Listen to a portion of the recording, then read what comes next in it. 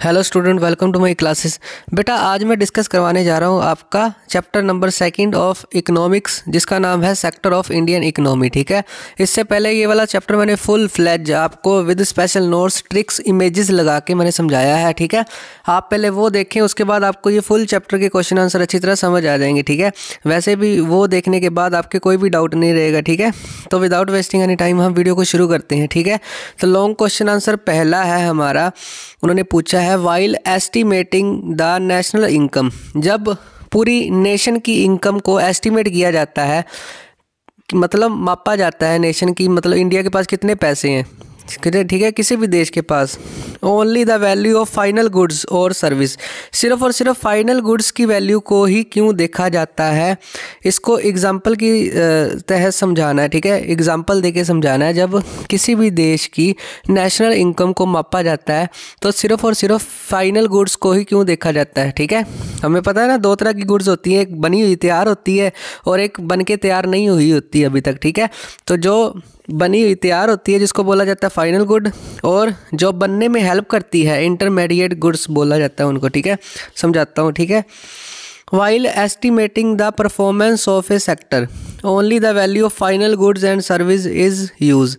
वो कहता है कि अगर हमने किसी भी चीज़ की परफॉर्मेंस या कोई भी चीज़ की लास्ट वैल्यू निकालनी है तो उसके लिए कौन सी गुड चाहिए, फाइनल गुड्स और सर्विस चाहिए। ठीक है, this is for avoiding double counting. ये क्यों बोला जाता है फाइनल गुड्स की वैल्यू मापी जाती है, क्योंकि डबल काउंटिंग ना हो जाए। ठीक है, अब ये डबल काउंटिंग क्या है हम आगे एग्जांपल से समझेंगे, बड़ी अच्छी तरीके से समझाऊंगा आपको। ठीक है, पहले डबल काउंटिंग का मतलब क्या होता है, the counting of the value of a product more than one is call as double counting. ठीक है, जब किसी प्रोडक्ट की वैल्यू दो बार काउंट हो जाए। ठीक है, अब मान लो आपके नंबर इंग्लिश में 25 हैं और मैथ में 25 हैं, तो टोटल कितने हुए 50। ठीक है, अब मैं बोलूँ इंग्लिश में 25 है, दो बार आप काउंट कर लो इंग्लिश के 25 to 25। ठीक है, ऐसा तो नहीं हो सकता ना, जो पर्टिकुलर एक सब्जेक्ट है उसके एक ही नंबर ऐड होंगे। तो अवॉइड करने के लिए कहीं कोई चीज़ डबल काउंट ना हो जाए, इसीलिए फाइनल गुड्स की वैल्यू मापी जाती है। समझाता हूँ एग्जाम्पल से, आपको अच्छी तरह समझ आएगी। ठीक है, this lets to be over estimation of the value of goods and service product. ठीक है, ये क्या है, एस्टिमेट लगाया जाता है, ओवर एस्टिमेट लगाया जाता है। ठीक है, ये आपको तभी समझ आएगा जब आप एग्जांपल आगे जो दी गई ना, मैं बड़े अच्छे से समझाऊंगा, आपको अच्छी तरह समझ आ जाएगी। ठीक है, let us understand the concept with the help of example. अब एग्जाम्पल से समझते, ध्यान से समझना। ठीक है, अब दो चीज़ें होती हैं, एक चीज़ बनने में हेल्प करती हैं वो वाले प्रोडक्ट, और एक होती है फाइनल गुड। मतलब याद रखने का तरीका क्या है, एक जो बन के अभी तैयार नहीं हुई है चीज़, और एक जो बन के तैयार हो गई है। हमने कौन सी पकड़नी है, जो बन के तैयार हो गई है। ठीक है, अब समझो इसको एग्जाम्पल की तरफ से। A farmer produce 1 ton of wheat, एक किसान ने 1 टन वीट उगाई। ठीक है, and sell it for 100 rupees to flour mill. तब उसने जो कनक थी, ठीक है, जो कनक थी उसने बेच दी आटे वाली मिल को। ठीक है, अब आगे समझो। As far as farmer is concerned the sale of wheat is a final sale for him. किसान के लिए फाइनल सेल कौन सी है, फाइनल, उसके लिए फाइनल प्रोडक्ट कौन सा है, वीट, कनक। ठीक है, अब आगे समझो। But the purchaser of wheat, जो वीट को खरीद रहा है, by the flour mill is intermediate good. उसके लिए कौन सी चीज़ है, वो कनक इंटरमीडिएट चीज़ है जो आटा बनने में हेल्प करेगी। किसान के लिए फाइनल प्रोडक्ट है, और जो मिल का ओनर है जिसने खरीदी है उसके लिए वीट क्या है, उसके लिए वीट तो कोई काम की नहीं है। जब वो आटा बनाएगा उससे, तब वो आगे जाके बेचेगा ना उसको। ठीक है, ही कन्वर्टेड वीट इनटू फ्लोर, उसने वीट को, कनक को किस में कन्वर्ट कर दिया, आटे में। Sell into the baker for 150 rupees. अब आगे जाके ये कैलकुलेशन आपको बताऊंगा। किसान के लिए वीट कितनी सी, 100 रुपीज़ की, और उसने आटे में कन्वर्ट कर दिया बेकर ने, तो वो कितना बेच दिया उसने आगे जाके, 150। अब आटा है जो जिसने तो बेचा है उसके लिए फाइनल प्रोडक्ट है, और जिसने खरीदा है आटा उसके लिए फाइनल प्रोडक्ट थोड़ी है, उसके लिए तो इंटरमीडिएट थिंग बनी ना। The flour mill treat the flour as a final product. वही बात आ गई, जो मिल का मालिक था उसके लिए तो वो फाइनल प्रोडक्ट प्रोडक्ट ही हो गया ना जो उसने बेच दिया, ठीक है। But the baker, for the baker it is A intermediate goods. Intermediate goods होती है जो चीज़ बनने में हेल्प करती है, पर बेकर के लिए वो क्या है, इंटरमीडिएट है, ठीक है। The baker sell the bread to the shopkeeper. अब शॉपकीपर को ब्रेड बेच देगा वो, ठीक है। अब शॉपकीपर के लिए वो फाइनल प्रोडक्ट थोड़ी होगा, शॉपकीपर के लिए फाइनल प्रोडक्ट तब होएगा जो वो ब्रेड आगे बेच देगा, ठीक है, फॉर 200 रुपीज़। अब बेची कितने की, 200। अब देखो वैल्यू बढ़ रही है ना, पहले 100 की थी, फिर 150 हो गई, फिर 200 हो गई, आगे देखते क्या होता है, ठीक है। The shopkeeper to consumer for 250 rupees. अब कंज्यूमर को कितने की बेच देगा, 250 की बेच देगा, ठीक है। अब कंज्यूमर जब यूज़ करेगा उसके लिए फाइनल प्रोडक्ट है वो, ठीक है। अब समझ दे इस कैलकुलेशन को। वैल्यू ऑफ आउटपुट, हमें रिजल्ट क्या मिला, फार्मर के पास थी 100 रुपीज़ की, फ्लोर मिल के मालिक के पास थी 150 रुपीज़ की, बेकर के पास थी 200 रुपीज़। अब शॉपकीपर और 250, ये टोटल मिला के हो गया 700, ठीक है। समझ आ गई ना कैसे चीज़ की वैल्यू बढ़ रही है, ठीक है। So while calculating the national income, अब नेशनल इनकम को कैलकुलेट करने की करते हुए only the value of final output, सिर्फ और सिर्फ फाइनल आउटपुट ही काउंट की जाएगी। Example 250 should be included not 700, total value नहीं गिनी जाएगी, ये तो बहुत ज़्यादा होगी, ठीक है। ओनली कितना गिना जाएगा, 250, जहाँ तक वो ब्रेड बन के उसके कस्टमर के पास नहीं गया, ठीक है। तो 700 नहीं गिने जाएंगे, टोटल वैल्यू नहीं गिनी जाएगी जो फाइनल प्रोडक्ट है। मान लो अब कनक से क्या बना, कनक से बना आटा, आटे से क्या बना, ब्रेड बनी। अब ब्रेड की वैल्यू गिनी जाएगी, सभी की वैल्यू नहीं टोटल गिनी जाएगी, इससे तो डबल काउंटिंग हो जाएगी सभी की, ठीक है। आई होप ये वाला आपको कॉन्सेप्ट अच्छी तरह समझ आ गया। ये सारे के सारे कॉन्सेप्ट मैंने अपने स्पेशल नोट्स में बढ़िया तरीके से समझाए हैं, ठीक है। आप अगर वो देख लेते तो आपको अच्छी तरह समझ आ जाएगी हर क्वेश्चन की, ठीक है। बढ़ते हैं इसके सेकंड क्वेश्चन की तरफ। अगर आपको वीडियो अच्छा लग रहा है तो please like, share and also subscribe my channel, ठीक है। अगला क्वेश्चन है second, why is territory sector is becoming so important in India. जो टेरिटरी सेक्टर है वो सबसे ज़्यादा इंपॉर्टेंट क्यों बनता जा रहा है इंडिया में, ठीक है। टेरिटरी सेक्टर वो होता है जो हमें सर्विस प्रोवाइड करता है, प्राइमरी सेक्टर और सेकेंडरी सेक्टर को सर्विस देता है, ठीक है। तो सबसे पहले बेसिक सर्विस, ये हमें बेसिक सर्विस देता है in any country. Several service like education होगी, हेल्थ होगी, बैंकिंग होगी, एक्सेट्रा आर रिक्वायर्ड, ये सारी रिक्वायर होती है, ठीक है, ज़रूरत होती है इनकी।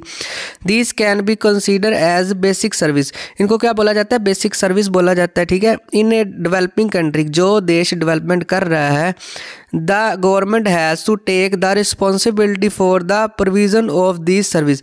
तो गवर्नमेंट की ये रिस्पॉन्सिबिलिटी बनती है कि सभी को बेसिक सर्विस दे, मतलब एजुकेशन दे फ्री में, हेल्थ बढ़िया करवाए, मतलब इलाज सस्ते में हो जाए, बैंकिंग सर्विस दे, ठीक है। As more as people are being employed to provide the basic service to the people, ठीक है। अब बेसिक सर्विस अगर देगी सरकार, ठीक है, मान लो हॉस्पिटल खोल दिया, वो चलेगा थोड़ी, रोबोट से थोड़ी चढ़ेगा, तो लोग तो उसमें जॉब करेंगे ना, ठीक है। The share of the territory sector in GDP, gross domestic product, is increasing, इसीलिए जो सर्विस सेक्टर की जो GDP में देन है वो ज़्यादा बढ़ रही है, ठीक है। आई होप ये वाला पॉइंट आपको अच्छी तरह समझ आ गया। सेकंड पॉइंट है development of means of transport and communication. अब सर्विस सेक्टर क्या देता है, ट्रांसपोर्टेशन देता है, कम्युनिकेशन देता है, हमें सुविधा देता है, तो इसमें भी डेवलपमेंट हो रही है। The development of agriculture and industry led to the development of service such as transport. अब कहना ये चाहता है कि जो एग्रीकल्चर है या इंडस्ट्री है उसकी डेवलपमेंट क्यों हो रही है, क्योंकि हमारे सर्विस सेक्टर की डेवलपमेंट हो रही है। मान लो किसान ने फसल बीजी, उसने ट्रांसफ़र ही करेगा, अपनी जेब में थोड़ी रखेगा फसलों को। ट्रांसफ़र करने के लिए क्या चाहिए, रोड चाहिए, ट्रांसपोर्टेशन चाहिए, कम्युनिकेशन चाहिए। अगर यही ना होएगा तो किसान क्या करेगा, ठीक है। Communication, trade etcetera, these all under the territory sector. तो ये सारे कौन से सेक्टर में आएंगे, टेरिटरी सेक्टर में आएंगे, ठीक है। थर्ड पॉइंट है मोर इनकम फ्रॉम सर्विस। अब सबसे ज़्यादा इनकम कहाँ से प्राप्त होती है, सर्विस से, ठीक है। एज पर कैपिटा इनकम, ठीक है। ये कैपिटा इनकम क्या होती है मैंने पूरा अच्छी तरह समझाया हुआ है, ठीक है। In our country is rising, capita income जितनी राइज होएगी उतना देश डेवलप करेगा, सीधी सी बात है। As the income level rise people demands more, जब भी इनकम लेवल राइज होता है, लोगों के पास पैसे ज़्यादा होते हैं तो उनकी डिमांड ज़्यादा होती है, ठीक है। आई होप यहाँ तक आपको अच्छी तरह समझ आ गया। आगे मैं जूम करता हूँ, ठीक है। सर्विस लाइक कौन सी सर्विस, टूरिज्म होगी, शॉपिंग होगी, शॉपिंग सेंटर हो गया, स्कूल्स हो गया, प्रोफेशनल ट्रेनिंग सेंटर हो गए, बैंक्स एक्सेट्रा, इनकी डिमांड ज़्यादा होनी शुरू हो जाएगी। तो क्यों होएगी डिमांड? क्योंकि लोगों की जो सर्विस सेक्टर है उसमें इंक्रीजिंग होएगा, उसमें सुख सुविधा लोगों को ज़्यादा मिलेगी। ठीक है, अगला पॉइंट है न्यू सर्विसेज, बड़ी तरह की और नई सर्विसेज इंट्रोड्यूस हुई हैं with modernisation and globalisation. Modernisation मतलब मॉडर्न तरीके से यूज़ होना चीज़ों को, ग्लोबलाइजेशन से some new service based on informational and communication technology have been important and essential. जैसे जैसे तरक्की होती जा रही है वैसे वैसे कम्युनिकेशन करने के और इंफॉर्मेशन लेने के जो साधन है उसमें इम्पोर्टेंस बढ़ती जा रही है और ज़रूरी भी है हमारे लिए। The production of this service has been rising rapidly मतलब तेज़ी से। तो ये वाली जो सर्विस है धीरे धीरे बढ़ रही है। पहले लोग क्या करते थे, किसानी, ठीक है, अब वो धीरे धीरे ये फैशन चेंज हो रहा है ना, जैसे टेक्निकल में जा रहे हैं, ठीक है, कंप्यूटर के कोर्स हैं, ये सारा सर्विस सेक्टर ही है जो इंडिया को आगे लेके जा रहा है। ठीक है, आई होप ये सेकंड क्वेश्चन आपको अच्छी तरह समझ आ गया। बढ़ते हैं इसके थर्ड क्वेश्चन की तरफ से। ठीक है, अगर आपको अच्छा लग रहा है तो please like share and subscribe my channel. अगला थर्ड क्वेश्चन है, explain any 4 points importance for the secondary sector in the Indian economy. India की अर्थव्यवस्था में जो हमारा सेकेंडरी सेक्टर है उसकी क्या देन है वो बताना है हमने। ठीक है, तो इसका फर्स्ट पॉइंट है the secondary sector contributes more than 20% to the GDP of India. अगर इंडिया की जीडीपी काउंट करते हैं तो उसमें 20% योगदान किसका है? सेकेंडरी सेक्टर का। It provide employment to the people, ये लोगों को रोजगार प्रोवाइड करता है। It provide goods to the people like cloth, sugar cane, iron, steel, ये लोगों को बेसिक चीज़ें प्रोवाइड करता है, जैसे क्लॉथ हो गया, शुगर केन हो गया, गन्ना, आयरन, स्टील, ये सारी चीज़ें प्रोवाइड करता है। The secondary sector promotes the development of primary and territory sector. जो प्राइमरी सेक्टर है, जो सेकेंडरी सेक्टर है, वो प्राइमरी सेक्टर और टेरिटरी सेक्टर में डेवलपमेंट प्रदान करता है। ठीक है, कोई भी सेक्टर है, चाहे प्राइमरी सेक्टर है, चाहे सेकेंडरी सेक्टर है, चाहे टेरिटरी सेक्टर है, ये आपस में एक दूसरे की हेल्प करते हैं। ठीक है, आई होप यहाँ तक आपको अच्छी तरह समझ आ गया। उसके बाद अगला क्वेश्चन, फोर्थ क्वेश्चन है, suggest some way in which can be helpful in creating employment in rural area, कि हम रूरल एरिया में लोगों को कैसे हेल्प कर सकते हैं कि उनको रोजगार प्राप्त हो। ठीक है, तो सरकार ही कर सकती है ये काम। तो फर्स्ट पॉइंट है इसका, तो पहला पॉइंट है इसका डाइवर्सिफिकेशन ऑफ एग्रीकल्चर, कि किसान ना सिर्फ एक चीज़ के ऊपर डिपेंड होता है, उनको इतनी नॉलेज नहीं होती, सरकार का ये फ़र्ज बनता है उनको हर चीज़ की नॉलेज प्रोवाइड करना, तो उसको बोलते हैं डाइवर्सिफिकेशन, मतलब ज़्यादा चीज़ें अपनाए किसान। More than 60% of our workers are employed in the agriculture, सबसे ज़्यादा कितने हैं? 60% एग्रीकल्चर करते हैं। But our farmer are pursuing only limited crops, वो लिमिटेड क्रॉप्स ही उगा पाते हैं क्योंकि इनकी नॉलेज नहीं होती इनकी। There is need to diversify agriculture, agriculture को ज़्यादा से ज़्यादा लोगों की तरफ पहुँचाना चाहिए कि ये वाली खेती भी करो आप। ठीक है, कौन कौन सी फार्मर शुड भी एनकरेज, किसानों को एनकरेज किया जा सकता है to adopt pisciculture. Pisciculture मतलब मछली पालन भी अपना सकते हैं, वो इससे भी आमदन होएगी। हॉर्टिकल्चर मतलब बागवानी, बाग भी कोई किसान उगाते हैं, जैसे पेड़ पौधों और फसलों को, मतलब फूलों वगैरह को बेचते हैं। जो एनिमल रेयरिंग, एनिमल पाल सकते हैं etcetera along with the cultivation of crops के साथ साथ किसान ये सारे काम करके भी सरकार की तरफ से क्या करते हैं? डाइवर्सिफिकेशन ऑफ एग्रीकल्चर हो जाता है, मतलब एग्रीकल्चर को विस्तार करना और बढ़ाना। ठीक है, चीप क्रेडिट मतलब किसानों को अगर लोन सस्ते में मिल जाए तो उनको क्या आएगा? फसलों को उगाने में आसानी मिलेगी। ठीक है, most of the farmer depend on informal source of credit. Informal क्या होते हैं? जो सरकार के अंडर नहीं होते, जैसे रिश्तेदारों से लोन ले लिया, किसी आड़तीय से लोन ले लिया, जिससे फंस जाते हैं किसान। ठीक है, एग्जाम्पल, ठीक है, मनी लैंडर्स हो गए जिनके पास मनी है, रिलेटिव्स हो गए, ट्रेडर्स व्यापारी हो गए, who charge a very high rate of interest, जो अपने accordingly rate of interest charge करते हैं किसान से। अगर किसान गवर्नमेंट से लेगा, सरकार से, बैंक से लेगा तो उनको सस्ता लोन मिलेगा। ठीक है, government should encourage to commercial bank to provide loan to the farmer cheaper rate, कि गवर्नमेंट का ये फ़र्ज बनता है किसानों को सस्ते रेट के ऊपर लोन प्रोवाइड करवाए। ठीक है, प्रोवाइडिंग द बेसिक फैसिलिटी, किसानों को बेसिक फैसिलिटी प्रोवाइड करवाने में तो किसानों की हेल्प मिल सकती है। ठीक है, किसानों को हेल्प मिल सकती है, sorry. Our rural area lack of basic facility, हमारे रूरल एरिया में ना बेसिक फैसिलिटी नहीं होती। कौन कौन सी? रोड्स नहीं बनी होती, उनकी ट्रांसपोर्टेशन इतनी अच्छी नहीं होती, बैंकिंग नहीं होती वहाँ पर, ठीक है, वेयर हाउसेज नहीं होते जहाँ पर सामान वगैरह इकट्ठा करते हैं, मार्केट नहीं होती, ठीक है। The government should invest some money in the these sector so that the Indian villager can link to the other market, कि इंडिया मतलब किसानों को ये सारी सुख सुविधाएं मिलनी चाहिए, जैसे सड़कें अच्छी बनानी चाहिए ताकि वो मार्केट्स के साथ अच्छा कनेक्ट हो सके, ठीक है।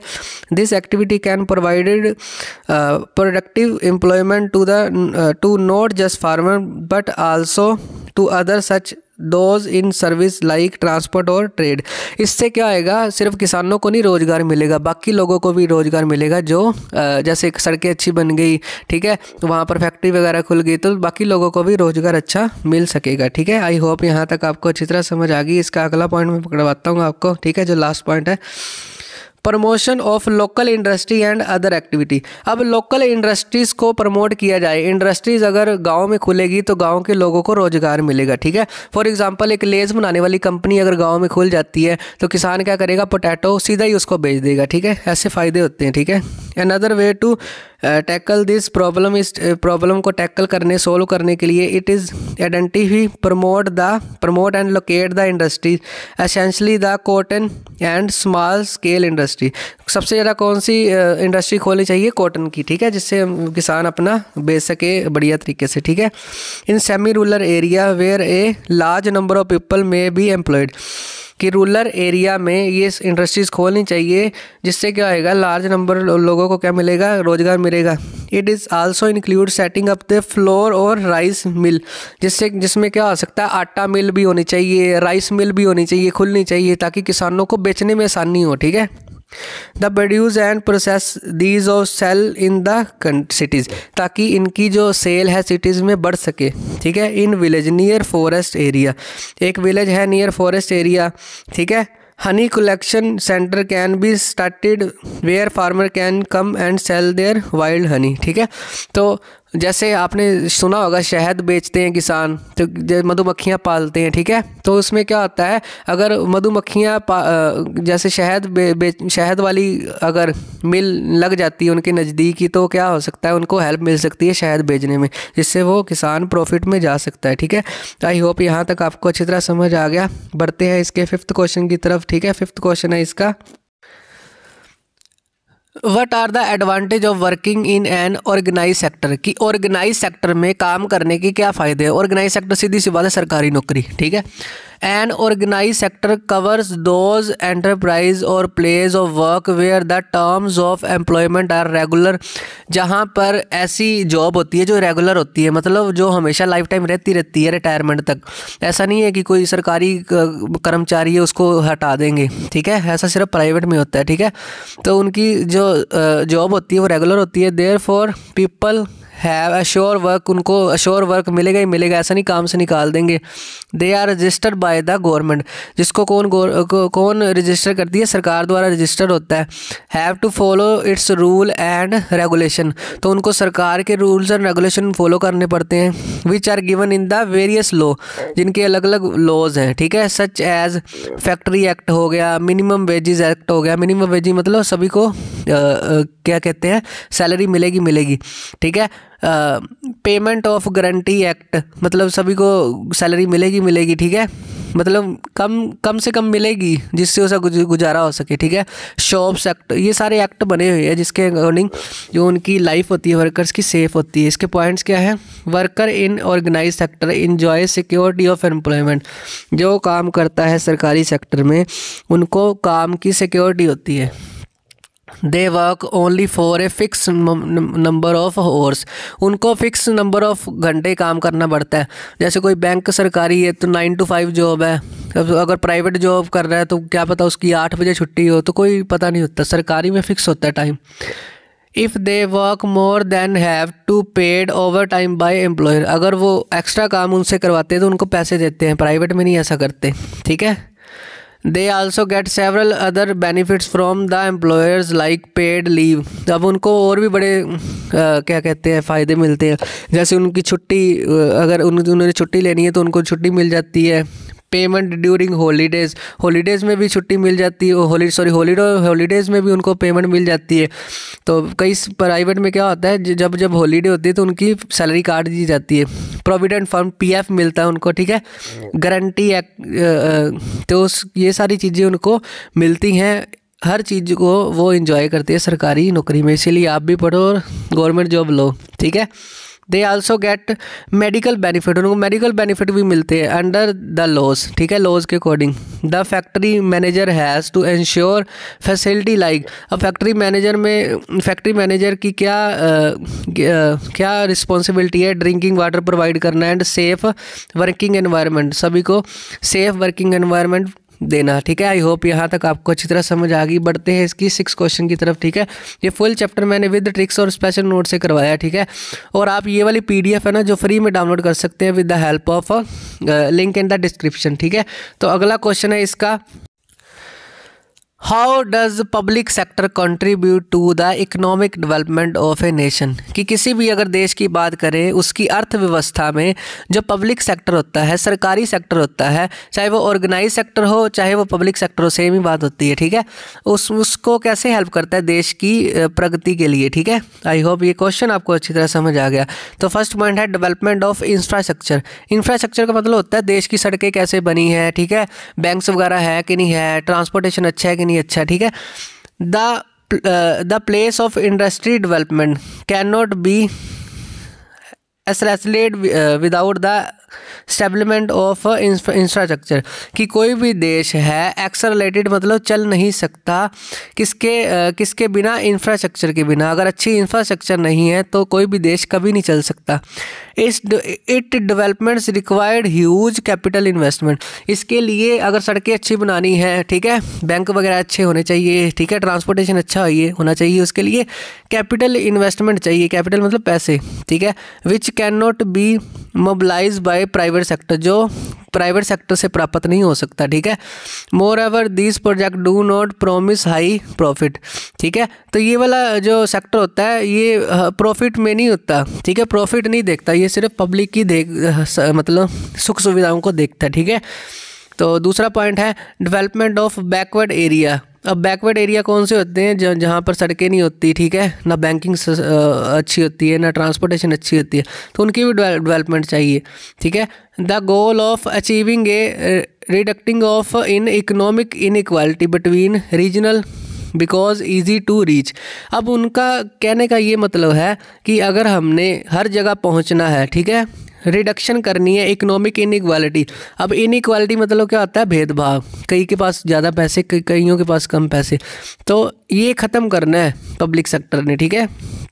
If industries are set up in the backward area, अगर इंडस्ट्री सेटअप होएगी बैकवर्ड एरिया में, ठीक है, बैकवर्ड एरिया में इंडस्ट्रीज़ लगेंगी, but the profit seeking private industry often are not enthusiastic enough to set up the industries backward region. अब कहना ये चाहता है जो प्राइवेट सेक्टर होता है, यहाँ पर लिखा है ना, जो प्राइवेट सेक्टर है, प्राइवेट इंडस्ट्री है, वो प्रॉफिट के चक्कर में वो जो प्राइवेट इंडस्ट्रीज़ होती है वो बैकवर्ड एरिया में अपनी इंडस्ट्रीज़ को नहीं लगाती। तो ये काम सिर्फ कौन कर सकता है, government. The government therefore find it necessary to start industry production in these area on its own. मतलब ये सारा काम कौन करता है, सिर्फ गवर्नमेंट ही करती है। जो सरकार होती है वही इस कामों को करती है, जैसे बैकवर्ड क्लासेस में क्या करना, इंडस्ट्रीज़ खोलना, ये प्राइवेट सेक्टर नहीं करेगा। प्राइवेट सेक्टर सिर्फ किसके पीछे भागेगा, पैसे के पीछे। तो सरकारी सेक्टर क्या होता है, पब्लिक सेक्टर क्या होता है, या ऑर्गेनाइज सेक्टर क्या होता है, लोगों की हेल्प करता है, ठीक है। अब बेसिक फैसिलिटी कौन देगा, सरकार ही देगा, ठीक है। There are a large number of activity which are primary responsible for the government, जो गवर्नमेंट के लिए सबसे ज़्यादा जरूरी है, कौन कौन सी है। The government must spend on the providing health देती है गवर्नमेंट, क्वालिटी ऑफ एजुकेशन देती है, ठीक है, पर्टिकुलरली एलिमेंट्री एजुकेशन देती है, छोटे बच्चों को एलिमेंट्री एजुकेशन बोलते हैं जिसको, ठीक है। Is the duty of the government की ड्यूटी है। India size of illiterate population is one of the large in the world, जो इंडिया में अनपढ़े लिखे लोगों की संख्या क्या होती है, ज़्यादा होती है, इसीलिए सरकार का काम बनता है उनको बेसिक फैसिलिटी प्रोवाइड करवानी चाहिए, ठीक है। अदर प्रॉब्लम्स क्या है, these are many other problems like malnourishment, मतलब होता है कुपोषण, बच्चों को सही तरह खाना ना मिल सके वो सुंगड़ जाते हैं, ठीक है, उनकी जो हड्डियां दिखने लग जाती है उसको बोला जाता है। हाई इन्फेंट मोरालिटी रेट, जैसे बच्चों को मारा जाता है या पेट में ही उनको लड़कियों को मार दिया जाता है या बच्चों को पढ़ाया नहीं जाता, ठीक है। अनसेफ ड्रिंकिंग वाटर मतलब गंदा पानी। लैक ऑफ हाउसिंग फैसिलिटी नहीं होती जहाँ पर, ठीक है, etcetera which needing specially attention, जो स्पेशली अटेंशन अगर इनके ऊपर दी जाए वो कौन देगा, सिर्फ और सिर्फ government. This problem can be solve only with the help of government, ये सरकार ही सॉल्व कर सकती है, कोई प्राइवेट कंपनी नहीं सॉल्व कर सकती। इसीलिए जो पब्लिक सेक्टर होता है वो सबसे ज़्यादा इंपॉर्टेंस होता है इंडिया की डेवलपमेंट के लिए। यही क्वेश्चन था, ठीक है, बताना था कैसे। आई होप ये वाला क्वेश्चन आपको अच्छी तरह समझ आ गया है। बढ़ते हैं 7 क्वेश्चन की तरफ, ठीक है। अगर आपको अच्छा लग रहा है वीडियो तो please like share and also subscribe my channel. 7th question है, डू यू एग्री, क्या आप एग्री करते हो, the agriculture is an activity of unorganised sector in the India में जो अनऑर्गेनाइज सेक्टर है, जो प्राइवेट सेक्टर, सीधी सी बात है, ठीक है, वो एग्रीकल्चर है या नहीं है बताना है। Yes, agriculture is India and activity of unorganised sector, हाँ सरकारी थोड़ी है, एग्रीकल्चर तो प्राइवेट है, ठीक है। Most of the workers working in the agriculture are ill paid, मतलब उनको नहीं पेड करते, मतलब कम पेड किया जा सकता है, मतलब उनको कम सैलरी मिलती है, ठीक है। Agriculture sector faces the problem of under employment, अब अंडर एम्प्लॉयमेंट क्या होती है मैंने पीछे समझा दिया, ठीक है, शॉर्ट क्वेश्चन में भी और वेरी शॉर्ट में भी, ठीक है। अंडर एम्प्लॉयमेंट की सबसे ज़्यादा यहाँ पर देखी जा सकती है, ठीक है। Most of the workers working in the agriculture, most of the worker क्या करते हैं, एग्रीकल्चर करते हैं, and are employed only during harvesting and sowing season, तो उनको काम कब मिलता है, हार्वेस्ट मतलब बीज बीजने में, और सोइंग मतलब काटने के समय में ही काम मिलता है, बाकी वेले ही होते हैं वो, ठीक है। Most of the farmer are depend on money lender, अगर उनको पैसे चाहिए तो जिनके पास पैसा है मनी लेंडर उनसे लोन लेते हैं या रिलेटिव से, for the loan of requirement, मतलब बैंक के पास नहीं जाते, डरते हैं बैंक में जाने से, तो इसीलिए इसको क्या बोला जाता है, अनऑर्गेनाइज सेक्टर बोला जाता है एग्रीकल्चर को। आई होप ये 8 क्वेश्चन आपको अच्छी तरह समझ आगे बढ़ते हैं, सॉरी 7 क्वेश्चन अच्छी तरह समझ आगे बढ़ते हैं 8 क्वेश्चन की तरफ, ठीक है। How can worker in unorganised sector be protected, ठीक है, ये बता, इसका मतलब है कि कैसे हम वर्कर्स को जो प्राइवेट काम करते हैं उसको प्रोटेक्ट कर सकते हैं, ठीक है, कैसे कौन से तरीक़ों से, सरकार ही कर सकती है ये काम। The government can fix the minimum wages rate working hours, government को क्या करना चाहिए, जो प्राइवेट में काम करते हैं उनको मिनिमम वेजेस मतलब कम से कम सैलरी उससे गुजारा हो सके उतनी दी जानी चाहिए, और वर्किंग आवर्स उनके घंटों को सेट किया जाना चाहिए कि इतने घंटे काम करना है, क्योंकि उनको कुत्तों की तरह काम करवाया जाता है, ठीक है। Government can provided cheap loan to the self employment people, government को क्या चाहिए, चीप लोन प्रोवाइड कराना चाहिए ताकि वो जॉब छोड़ के अपना बिजनेस कर सके, ठीक है। Government can provide cheap and affordable basic service, cheap service देनी चाहिए, जैसे एजुकेशन देनी चाहिए, हेल्थ देनी चाहिए, फूड, और दीज वर्कर्स, इन वर्कर्स को, ठीक है, ये कई समय से ये पॉइंट सेम ही आ रहा है, ठीक है। Government can frame new laws नए बनाने चाहिए, which can provided provision for over timing के लिए पेड देना चाहिए उनको, लीव पेड देनी चाहिए उनको, ठीक है। लीव ड्यूरिंग द सिकनेस, उनको बीमारी में छुट्टियां मिल सके, ऐसे लॉ बनाने चाहिए प्राइवेट के लिए, ठीक है। अब ऐसा क्या होता है, मान लो कोई किसी को कोरोना हो गया था, ठीक है, जिसमें कई लोगों की जॉब ही चली गई प्राइवेट वालों की, क्यों, क्योंकि वो आ नहीं पाए जॉब पे, वो पैसा देते नहीं थे, ठीक है। तो ये प्राइवेट सेक्टर लोगों का खून चूस लेता है कई बार, ठीक है, तो इसको सॉल्व सरकार ही कर सकती है। उसके बाद आया 9 क्वेश्चन। अगला क्वेश्चन है, हमने 2 ग्रुप्स बताने हैं of the people working in unorganised sector who are in needed of protection, हमें 2 ग्रुप बताने हैं, कौन से ग्रुप अनऑर्गेनाइज सेक्टर में काम करते हैं कि उनको क्या ज़रूरत है प्रोटेक्शन की, क्यों ज़रूरत है, how can government protect them, same question आ गया, ठीक है।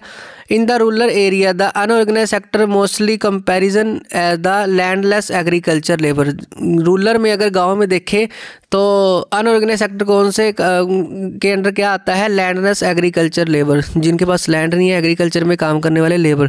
स्मॉल एंड मार्जिनल फार्मर जो स्मॉल और छोटे मोटे फार्मर्स होते हैं, ठीक है, शॉपकीपर्स हो गए, ठीक है, आर्टिस्ट हो गए, ठीक है, कौन कौन से जैसे वीवर्स हो गए, ब्लैकस्मिथ हो गए, ब्लैकस्मिथ मतलब जो लोहे का काम करते हैं, ठीक है, ये सारे हो गए, ठीक है। उसके बाद गोल्ड स्मिथ हो गए, सुनियारे जिसको बोलते हैं, ये सारे अनऑर्गेनाइज सेक्टर में आते हैं, ठीक है। In the urban area, rural area में ये आते हैं, अर्बन मतलब शहर। अब लोगों को, बच्चों को कन्फ्यूज़न होती है अर्बन और रूरल में, याद रखने नहीं आता लोग बच्चों को। तो रूरल मतलब गाँव के लोग कभी रुल नहीं सकते, तो गाँव के लोग रूरल होते हैं, और अर्बन कौन से होते हैं, शहर के, ठीक है। Urban area unorganised sector mainly comprise worker in small scale industries, छोटे मोटे काम करने वाले इंडस्ट्रीज़ के लोग, ठीक है। Casual workers in the construction करते हैं जो, ठीक है, उसमें जो वर्कर्स आते हैं वो होते हैं। ट्रांसपोर्टेशन में जो हेल्प करते हैं वो होते हैं। It is also consider of those who working as street vendors हो गए, ठीक है, हेड लोड वर्कर्स का हेड हो गया, गारमेंट्स वर्कर्स हो गए, गारमेंट की दुकानों वाले, ठीक है, रैग पिकिंग एक्सेप्टर, रैग मतलब कूड़ा वगैरह इकट्ठा करने वाले लोग, ठीक है। अब ये तो गाँव में थे, ये शहरों में थे। अब गवर्नमेंट इनकी प्रॉब्लम कैसे सॉल्व कर सकती है, सेम ऐसे सेम ही लिख दो ये चाहे। Government can provide them cheap loans, उनको लोन चीप दे के, ठीक है, और ये प्रोवाइड फैसिलिटी लाइक एजुकेशन देना, फूड देना, हेल्थ देना, ये सारा चीप तरीके से उनको प्रोवाइड कराना ताकि उनकी थोड़ी सी हेल्प हो सके। आई होप यहाँ तक आपको अच्छी तरह समझ आ गया। बढ़ते हैं इसके 10th क्वेश्चन की तरफ, ठीक है। Explain how a shift has been between sector in development country, ठीक है।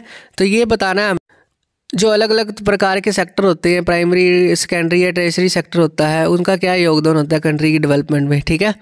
At initial stages of development it was the primary sector which dominated का मतलब क्या होता है, जिसकी चलती ज़्यादा है, ठीक है, जिसमें लोग ज़्यादा जॉब करते हैं। तो कौन सी में करते हैं, प्राइमरी सेक्टर में। Most of the people were employed in the primary sector only, primary sector में जॉब करते हैं। With the introducing of new method of farming, नई मेथड की फार्मिंग के इंट्रोड्यूस होने से मैन्युफैक्चरिंग पीपल स्टार्टेड, अब पीपल ने क्या कर दिया, मैन्युफैक्चरिंग करनी स्टार्ट कर दी, बनाना स्टार्ट कर दिया। जैसे जैसे नई स्किल आ रही है वैसे वैसे नए तरीके आ रहे हैं लोगों के पास, ठीक है। Working in the other activities like manufacturing हो गया, ठीक है। So secondary sector gradually become the most important in the total production and employment. तो धीरे धीरे कौन सा सेक्टर आगे आ रहा है, सेकेंडरी सेक्टर आ रहा है, जो प्रोडक्शन भी कर रहा है और एम्प्लॉयमेंट भी दे रहा है। इन पास्ट 100 ईयर में देखा जाए the service sector has become the most important in the term of total production and employment. अब धीरे पहले प्राइमरी की बात कर दी, फिर सेकेंडरी बता दिया, वो इंपॉर्टेंट होता जा रहा है। अब बता दिया उन्होंने जो सर्विस सेक्टर है वो इम्पोर्टेंट होता जा रहा है। क्यों? क्योंकि प्रोडक्शन करने में और एम्प्लॉयमेंट देने में सहायता करता है, ठीक है। The domination of the sector is due to the globalisation of world economy. ये जो डोमिनेशन ऑफ सर्विस सेक्टर है, जो सर्विस सेक्टर क्यों उन्होंने बताया कि बढ़ रहा है, क्योंकि डोमिनेंस हो रही है इसकी, क्योंकि ग्लोबलाइजेशन बढ़ रही है। ग्लोबलाइजेशन बढ़ने के कारण ये सर्विस सेक्टर ज़्यादा आगे आ रहा है, ठीक है। आई होप यहाँ तक आपको अच्छी तरह समझ आ गई। अब हमें डिफरेंस बताना है प्राइमरी सेक्टर, सेकेंडरी सेक्टर और टर्शियरी सेक्टर में क्या डिफरेंस होता है। तो एक एक करके मैं बताता हूँ। सबसे पहले डिस्कस करते हैं primary sector. It is also known as agriculture and allies service sector. तो जो सेक्टर एग्रीकल्चर से जुड़ा होता है वो प्राइमरी सेक्टर होता है, ठीक है। This sector provided goods and service by exploiting natural resources. जो नेचुरल रिसोर्सेज को यूज़ करके गुड्स एंड सर्विस प्रोवाइड करवाता है वो प्राइमरी सेक्टर होता है, ठीक है। This sector is unorganised and use traditional techniques. ये एक तो अनऑर्गेनाइज सेक्टर होता है और एक ट्रेडिशनल मतलब पुराने तरीक़ों से खेतीबाड़ी करता है ये वाला sector. Activities related to the agriculture, forestry, fishing, mining होगी, ठीक है, एनिमल हस्बेंड्री होगी, are including the sector. Animal पालना, फिशिंग पालना, माइनिंग करना, खुदाई करना, ये सारा इस सेक्टर में आता है, ठीक है। This sector contribute to the largest employ in the most of the developing nation like that of India. India जैसे डेवलपिंग देशों में ये वाला सेक्टर सबसे ज़्यादा एम्प्लॉयमेंट देता है लोगों को, ठीक है। आई होप यहाँ तक आपको अच्छी तरह समझ आ गई, ठीक है। वेट, बढ़ते हैं इसके अगले पॉइंट की तरफ। अगला पॉइंट है सेकेंडरी सेक्टर। सेकेंडरी सेक्टर क्या होता है? It is also known as manufacturing sector. इसको क्या बोला जाता है? मैन्युफैक्चरिंग सेक्टर बोला जाता है। सेकेंडरी सेक्टर को क्या बोला जाता है? मैन्युफैक्चरिंग, बनाने वाला सेक्टर, जहाँ पर चीज़ें बनती हैं, ठीक है। This sector transform one goods into another by creating more utility from it. मतलब ये एक ऐसा सेक्टर है जहाँ से एक प्रोडक्ट से दूसरा प्रोडक्ट बनाया जाता है। It is organised sector and use better technique. ये एक ऑर्गेनाइज सेक्टर है और बेटर टेक्निक से ये चीज़ें बनाता है। इट इंक्लूडिंग मैन्युफैक्चरिंग यूनिट, जैसे स्मॉल स्केल यूनिट है, लार्ज फॉर्म्स है, बिग कॉरपोरेट है एंड मल्टीनेशनल कॉरपोरेशन है। ये बड़ी बड़ी कंपनीज इसमें आ जाती हैं ये वाले सेक्टर में। This sector has failed to provide employment to the surplus workers primary sector.